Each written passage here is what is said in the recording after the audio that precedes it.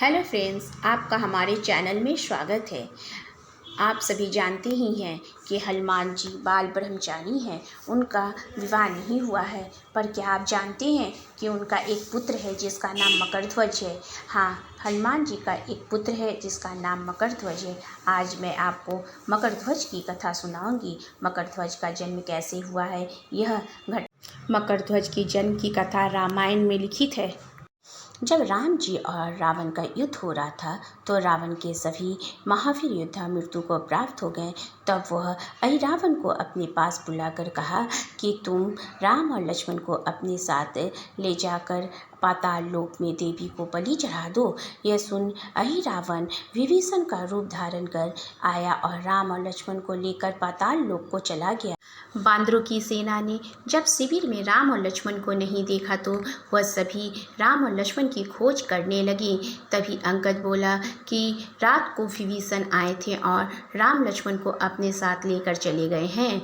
यह सुन विभीषण बोले कि मैं नहीं आया था, मेरा रूप लेकर एक ही आ सकता है, वह अहिरावण वही पाताल लोक में राम लक्ष्मण को लेके गया होगा। यह सुन हनुमान जी पाताल लोक की तरफ चल पड़े और वहां जाकर उन्होंने देखा एक पहरेदार है जिसका आधा शरीर मछली का और आधा शरीर बंदर का है। हनुमान जी उसे अनदेखा कर अंदर जाने लगी तो वह हनुमान जी को रोका तो हनुमान जी क्रोध में आकर उसके साथ युद्ध करने को तैयार हो गए। फिर सोचे युद्ध करने में काफ़ी समय बीत जाएगा तो उससे पूछते हैं कि तुम कौन हो जो मेरा रास्ता रोक रहे हो। तो वह बोला कि मैं स्वामी भक्त पवन पुत्र वीर हनुमान का पुत्र मकरध्वज हूँ। यह सुन हनुमान जी आश्चर्य में आ गए कि मेरा तो विवाह ही नहीं हुआ तो पुत्र कैसे। तो उससे पूछते हैं तुम हनुमान के पुत्र कैसे।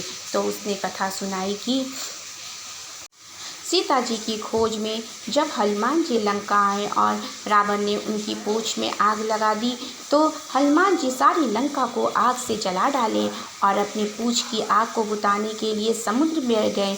तभी उनके शरीर से एक बूंद पसीना टपक गया। वह पसीना एक मछली के मुंह में चला गया जिससे मेरा जन्म हुआ। इसीलिए मैं पवन पुत्र वीर हनुमान का पुत्र हूँ। तब हनुमान जी ने अपना परिचय दिया कि मैं ही पवन पुत्र वीर हनुमान हूँ। उसके बावजूद मकरध्वज ने उन्हें अंदर नहीं जाने दिया तो हनुमान जी सोचे इसके साथ युद्ध कर समय व्यर्थ होगा।